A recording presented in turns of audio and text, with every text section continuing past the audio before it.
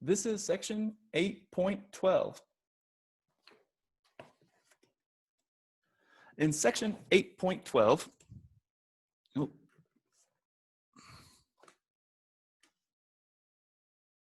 in section 8.12, we're going to be talking about the oxidative cleavage of alkenes. So if you take an alkene and you treat it first with ozone, and then afterwards with a mild reducing agent such as dimethyl sulfide or zinc, you will create a product of what's called oxidative cleavage of the alkene, where you kind of split this down the middle, and instead of having one carbon-carbon double bond, you now make a carbon-oxygen double bond to every carbon that was double bonded to another carbon. So you see this part of the molecule corresponds with this one here. And this part of the molecule corresponds to this guy.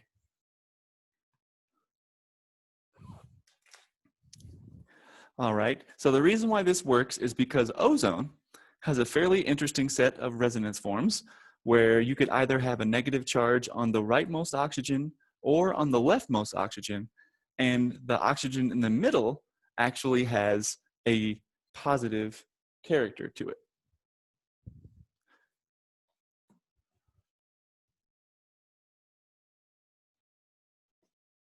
Here we go. Now, the mechanism for how this happens is pretty cool and very interesting. So first, as has been the case with all of these addition reactions, the alkene acts as a nucleophile in a one-step cyclization reaction with the ozone. So here you can see that at the same time, the alkene attacks one of the oxygens that has a partial positive charge on it. So here, there's a full charge there and a partial positive there.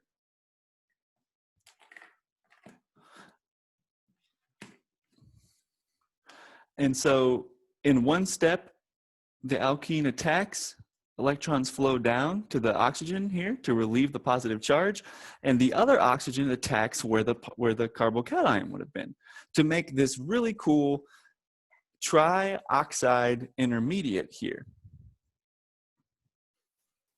But this intermediate is not very stable at all. So what ends up happening is that you have one side already break down to give the acetone here. That's this movement. And then the other side to make a peroxy ketone that you see here from electrons moving this way and then down to make the ketone. So this is also a very unstable material, and since it's formed at the exact same time as ketone is, you have another reaction that happens right after, just immediately afterwards, where the negatively charged oxygen attacks the ketone here because this carbon is partially positively charged, and then the electrons from the CO double bond attack the other place where there was a CO double bond, and those electrons move up because otherwise they would have been 5 bonds to carbon to make this very cool peroxo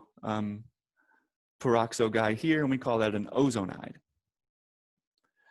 After you have the ozonide, then you treat that with a reducing agent that essentially gives you both ketones there. So what you really need to know, instead of this very crazy mechanism, what you really need to know is that if you have an alkene, some alkene with some groups on it, and you treat it with O3, ozone, and some reducing agent like DMS, what you end up having is thinking about cutting the double bond right down the middle and making 2 ketones, 2 carbon oxygen double bonds from the alkene there, and the oxygens come directly from the ozone. So this is oxidative cleavage of an alkene, but the same type of reaction can happen with alkynes too. The only difference is that, as we've seen before, alkynes are kind of weird molecules, and depending on depending on if they are internal or external, you can get two different types of products. So here, if you react some internal alkyne, where there are alkyl groups on both sides of the triple bond, and then react it with water afterwards, instead of getting two CO double bonds, you will make carboxylic acids instead. So notice that R here has a carboxylic acid, and R prime is the name for this little dash we give R groups if there are more than one. R prime also has an alkyl group. So back in the old days, before they had very cool spectrometers and life as a chemist was a lot harder, they would use this ozonolysis reaction to try and figure out what kind of alkyl groups were on both sides of an internal alkyne. Otherwise, it was very difficult to figure out what the identity of the internal alkyne was. Now, if you have a terminal alkyne, which means an alkyne with an alkyl group on one side and a hydrogen on the other, and you run the same reaction, what you end up getting is one side having, or one acid and one CO2. Because again, just like above where you split the alkyne in two, you split this one in two, except this time you get one acid functionality and CO2 on the other side.